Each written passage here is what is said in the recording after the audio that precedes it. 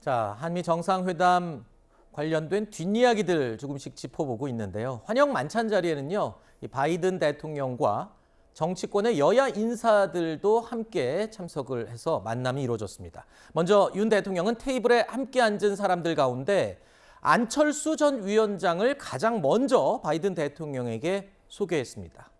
자, 이에 맞은편에 앉아 있었던 안철수 전 위원장이요, 바이든 대통령 근처로 직접 가서 자기소개를 하면서 인사까지 나눴다고 하는데요.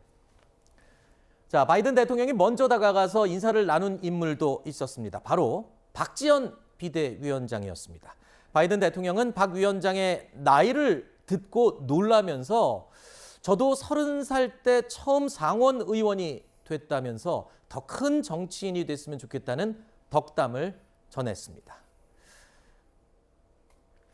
자, 바이든 대통령과 두 사람의 인연을 찾아보면 바이든 대통령의 고향인 펜실베이니아주, 그리고 정치 시작 나이에서 찾을 수 있다. 이게 젊은 나이에 정치를 시작한 게 일단 공통점인데, 바이든 대통령 입장에서는 아니 나보다도 더 어린 시절부터 정치를 시작한 거냐? 거기 놀란 거잖아요. 그렇습니다. 네. 그래서 보도에 따르면 이 대통령이 이 박지원 위원장에게 몇 살이냐라고 먼저 물었다는 겁니다. 왜냐하면 네. 너무 앳된 이 이미지가 또 있고 실제로 나이가 30도 안 됐기 때문에. 그래서 본인이 27살이다라고 했더니 본인의 상원 의원 경력, 그 당시가 정치에 입문했을 때가 조 바이든 대통령이 72년도입니다. 그때 만 29살이었기 때문에 20대 때 정치를 처음 시작했다라는 또 이런 공통점이 있어서 나도 그 나이 정도의 정치에 입문을 했으니 본인도 이렇게 큰 정치인으로 대성하고 성장하기를 바란다라고 덕담을 나눴고, 또 박지원 위원장이 본인의 핸드폰으로 이 조 바이든 대통령과 이른바 셀카를 또 찍어서 화기애애한 분위기가 연출됐었다고 합니다. 네. 27세. 네. 어린 나이죠. 그렇죠? 네. 자, 이 한미 정상회담 공동성명 마지막 문장에는요, 바이든 대통령이 윤 대통령의 워싱턴 방문을 초청했다는 내용도 포함이 되어 있습니다. 역대 가장 빠른 한미 정상회담이 진행됐던 만큼 윤 대통령의 답방 일정에도 지금 관심이 많이 쏠리고 있습니다. 아무래도 지금까지 분위기로 봐선 빠른 시일 안에 답방이 이루어질 것으로 예상이 돼요. 그렇지 않습니까? 그럼요. 그래도 이제 두 대통령이 만나시는 거니까 뭐 그렇다고 내일 모레 만나고 그러진 않지 않습니까? 이제 좀 어느 정도 시간은 가지겠지만 지금 전문가들의 분석으로는 오는 9월에 미국에서 유엔 총회가 열리게 됩니다. 네. 그러니까 유엔 총회가 아무래도 이제 뭐 다자 또 양자 외교의 굉장히 큰 장이고 미국에서 열리는 것이기 때문에 오는 9월에 윤석열 대통령께서 미국을 방문하게 되면 그때 좀 자연스럽게 바이든 대통령에 대한 답방을 하면 좋지 않겠느냐라는 얘기가 좀 나오고 있고요. 다만 대통령실에서는 뭐 바이든 대통령이 왔다 가신 게 뭐 어제기 때문에 아직까지 공식적으로 답방 일정은 잡은 것은 없다라는 입장을 내놓고 있습니다. 네. 자, 윤석열 대통령은요, 한미 정상회담 공동 기자회견에서 한국의 여성 정책에 관해서 외신 기자의 돌발 질문을 받기도 했습니다. 자, 외신 기자의 이 급작스러운 질문에 윤 대통령은 이렇게 답했습니다. 지금 내각은 굉장히 거의 대부분이 남성, 여성의 평등을 이루기 위해서 어떤 일을 하시려고 계획을 하고 계십니까? 지금 이 공직 사회에서 내각의 장관 그러면은 그 직전 위치까지 여성이 많이 올라오지를 못했습니다. 아마 이게 각 직역에서 그 여성의 공정한 기회가 더 적극적으로 보장되기 시작한 지가 오래되지 않았기 때문에 이러한 기회를 더 적극적으로 보장할 생각입니다. 이번 윤석열 정부 내각이 상대적으로 남성 비율이 높은 점을 지적을 한 건데, 사실 이 포인트는 야당에서 공격하는 포인트이기도 했어요. 그렇죠?